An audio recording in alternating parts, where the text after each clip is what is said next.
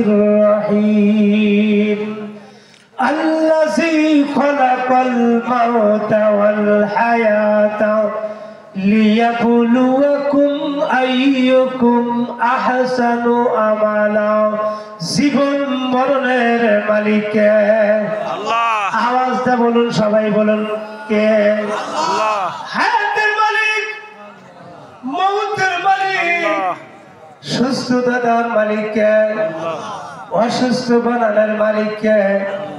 আমার বন্ধু, আমাদের চেয়ারম্যান সাহেব একদম পৃথিবীর থেকে চিরে বিদায় করে দেওয়ার জন্য অতীতের জুলুমকারীরা জুলুম করেছিল, তাকে হায়াত দিয়েছে কে? আল্লাহ।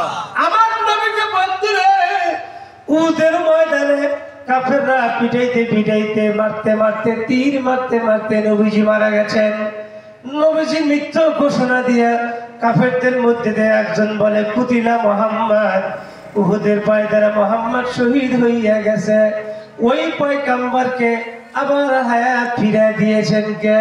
আল্লাহ। আজকে রোজের মওযু, আজকে রোজের বিষয় হলো ছোট্ট একটা বিষয় মাথার মধ্যে রাখুন, হায়াত আর মওতের মালিক আল্লাহ। বাস এতটুকু আমার আছে। হাট কালাই থেকে একটা মেয়ে, তার নাম শ্রীমতী ববি নাকি নাম, মেয়েটা ইন্টারমিডিয়েট লেখাপড়া করে। তার পেটে একটা অবৈধ বাচ্চা আসছে, বিয়ে হয়নি, বিয়ে ছাড়াই বাচ্চা, তাই বৈধ না অবৈধ? অবৈধ। হিন্দুর মেয়ে। ওই বাচ্চাটা নষ্ট করার জন্য হবকি, এলবকি, আয়ুর্বেদিক, পরিবেশি যত আছে সব খাইছে, খায়া কাজ হয় নাই। যখন মাস ভর্তি হয়ে গেছে, পেট বেরিয়ে গেছে, তখন এলাকায় থাকতে তো লজ্জা, সেই জন্য সিরাজগঞ্জ কালীবাড়ি তার দূর সম্পর্কে মামাতো বোনের বাড়িতে এসে সিরাজগঞ্জ সদর হসপিটালে ভর্তি হয়েছে। ভর্তি হওয়ার পরে মেয়েকে সিজার করে ডেলিভারি করছে, একটা পুত্র সন্তান আছে। তো ওই মামাতো বাড়ির মামাতো বোনের জামাই বোন তার বাসার থেকে হসপিটালে খাবার পরিবেশন করে। হঠাৎ করে 2 দিন পর ওই ওয়ার্ডে, তার ক্যাবিনে, তার বিছানায় ওই বাচ্চাও নাই, বাচ্চার মাও নাই, দুইজনে উদাও। তার মামাতো বোন খানা নিয়ে এসে দেখে বেডের ভিতরে বাচ্চাও নাই, বাচ্চার মাও নাই। রোগী কই গেল? ওই দিন যারা ওই ওয়ার্ডে ডিউটিরত ছিল তাদেরকে তলব করছেন। ওই সময় সদর হসপিটালের আরামও নাম হলো ডাক্তার আব্দুল আউয়াল।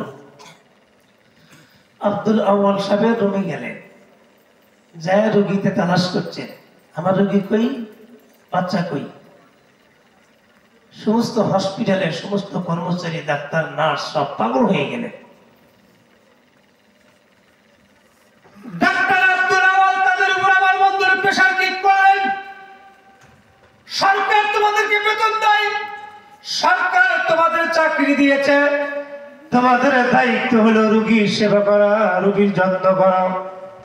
এই 19 নম্বর বেডে রোগী গেল কই, বাচ্চা গেল কই?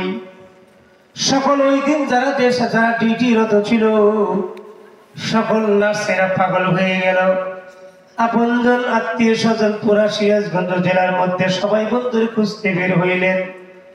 1 দিন, 2 দিন, 3 দিন যায়, কোনো খোঁজ খবর নাই।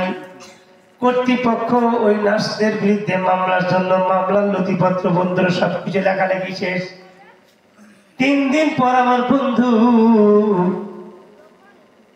মেডিকেল কলেজের হাসপাতালে, আমার বন্ধুর সদর হসপিটালের সমস্ত হসপিটালের নোংরা পানিগুলো যে ড্রেনটা বন্ধুরে ঘুরে ঘুরে একটা নির্দিষ্ট পাকারের ভিতরে নির্দিষ্ট জায়গায় পড়েন, ওই ড্রেনের ভিতরে পলিথিন যাইয়া বন্ধুরের ড্রেনটা বুক হয়ে গেছে। পানি ব্যাক করে হসপিটালের মধ্যে ঢুকে বসে, নোংরা পানি, দুর্গন্ধ পানি।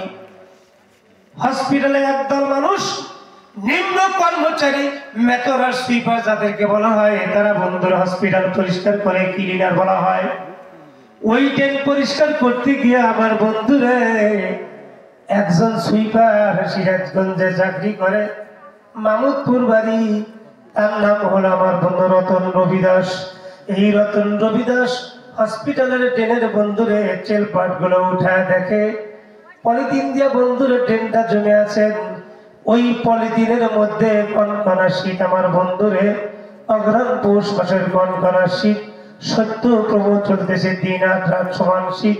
আমার বন্ধু ওই রতন সুইপার গিয়া দেখে পলিথিনের ভিতরে ওই শিশু বাচ্চাটা পানির মধ্যে হাত পা নাড়া নাড়া খেলাধুলা করছে। বাচ্চাটা উঠানো হলো, ডাক্তার আব্দুল আরামের রুমে নিয়ে গেলেন। ডাক্তার বন্ধুরে বাচ্চাটা প্রাথমিক ফিজিক্যাল পরীক্ষা নিরীক্ষা করে ডাক্তার রিপোর্ট দিলেন এই বাচ্চার দেহের মধ্যে বিন্দু মাত্র কোনো ক্ষতি হয় নাই।